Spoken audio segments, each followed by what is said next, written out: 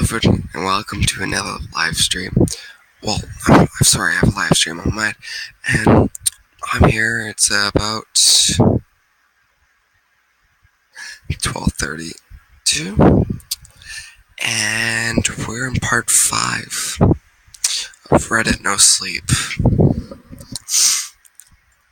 And let's go, getting in the gist of things.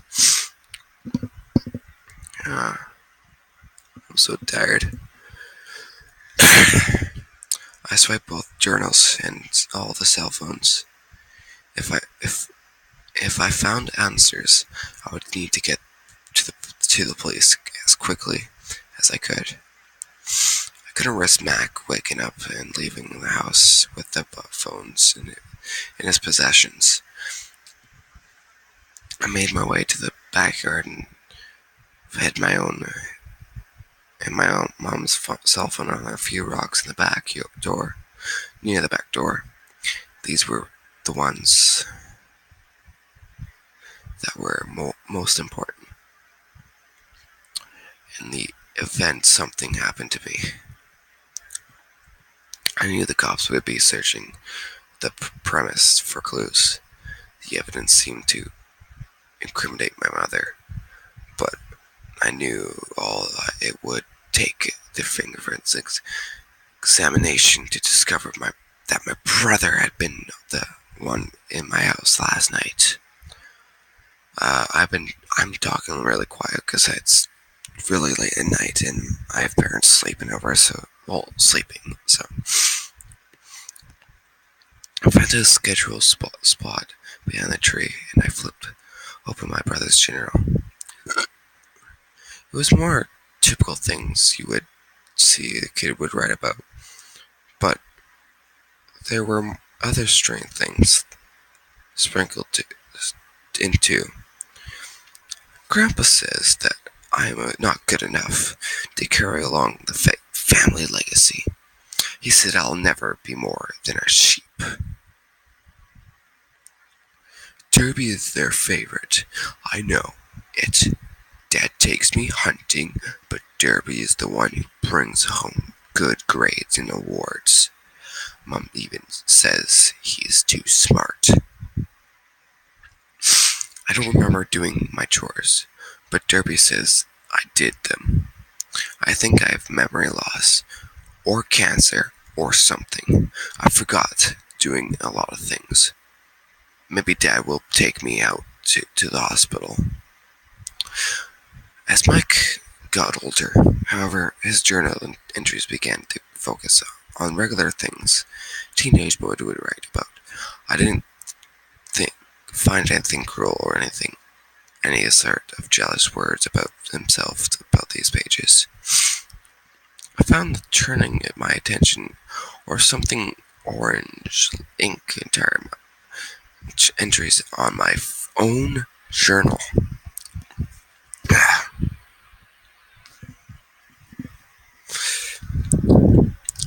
This is crazy.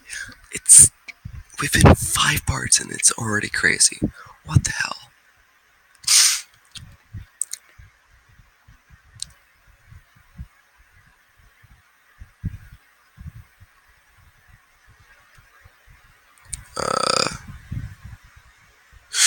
Dad took Mac out of school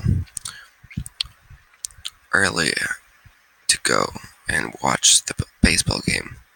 That's fine with me, Grandpa says. I don't have time for sports. He says he'll teach me the family way of getting old enough. Grandpa, Dad is asleep. I've been crying all night, but Dad says everything will be okay. I asked him if he was teach me the family way, but he doesn't know what I was talking about. Mom been trying to teach me some weird words, but all I remember is crease, naive, pell-mell, and something to douleur. I'd much rather go to the science fair today. I think she knows it. Mom says I need to stop, but I better at this than her anyway. She can barely make Dad mow the lawn, which when he doesn't feel like it anymore. I can make Mac do whatever I tell him to. If he was smart, I would have him to do my extra credit work. But I know Miss Norris would fail me, though she can resist it sometimes. I can make Mom do things too. Mac and Dad didn't remember when they were under control. Mom does. Why are you letting this do this? Why? Why? Why? I don't get this. I'm pretty sure Mom threatened me today. She says that I renounce my ways, or de le mon espia, then something bad will happen. I didn't want her to hurt Dad or Mac, so I may go through with it. I'm not afraid for myself. I knew what I could not tell me. Man, these are just entries. This is crazy. What the hell is happening? Well, anyway, guys, let's just keep reading on. Jesus Christ. That was my last entry in the journal. To my horror, I realized that I had managed to remember only the orange ink from my post.